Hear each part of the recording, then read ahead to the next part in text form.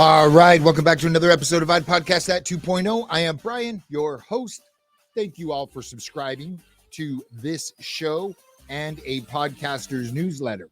If you're listening to this on your favorite podcast player, you're only getting Friday's episode. Head on over to a podcaster's newsletter or idpodcastthat2.0.com, idpodcastthat.com, I should say, and you'll be able to subscribe to the newsletter and get me running my mouth 5 days a week, all tips and tricks helping you to improve your podcasting product.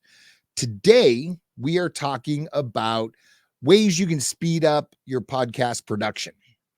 So the first thing I want to cover is batch work. If you are going to record a session, can you record 2 or 3 sessions? That way you don't have to fire up the lights, fire up the cameras, mixer out, whole 9 yards. So if you can get 2 or 3 recording sessions done at the same time, then that piece of the puzzle is completed. And then batch editing. When you open up your editing software and load your show, you might as well edit 2 or 3 episodes while you're there in that program and you got your editing groove on. Sending emails out to guests that you would like on your show. You know, a lot of people like send an email. Oh, I thought of this person. I sent an email. Add them to a list. That way, when you open up your email client, you can send 2 or 3 instead of just 1 at a time.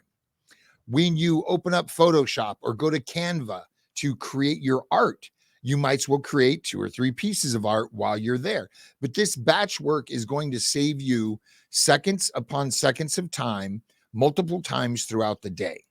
So it's very important to do your best to batch work. It's not always possible. For example, when we do this show, we fire up the studio, lights, cameras, backdrop, whole 9 yards, get my set pulled up. It's more advantageous for us to record 3 or 4 episodes rather than just 1 and shut everything down and get ready for the next show. So that batch process is going to save you time, allowing more time to promote your show on social or have fun with the family, kick the kid, pet the dog, do those things. We don't kick anything. So one other thing I like to share with people is we call them an assembly build. So we open up our editing software and we have disclaimers 1, 2, and 3. We have our intro music.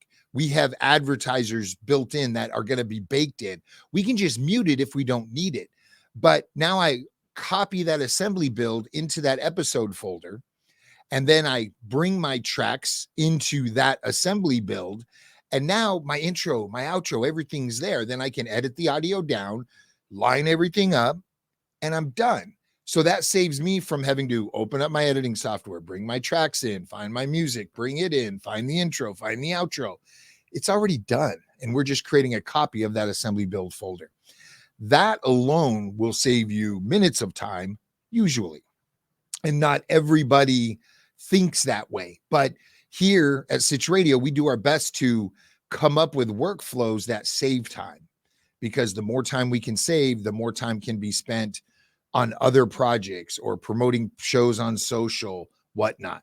So those are the tips and tricks I wanted to share with you. If I missed anything, let me know. If you have a workflow that I might be oblivious to, let me know. We'd love to hear from you.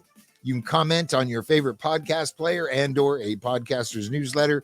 Always shoot me an email, brian@sitchradio.com. More than happy to engage with you. Don't forget to follow us, Instagram, Twitter. Those links are in the show notes below.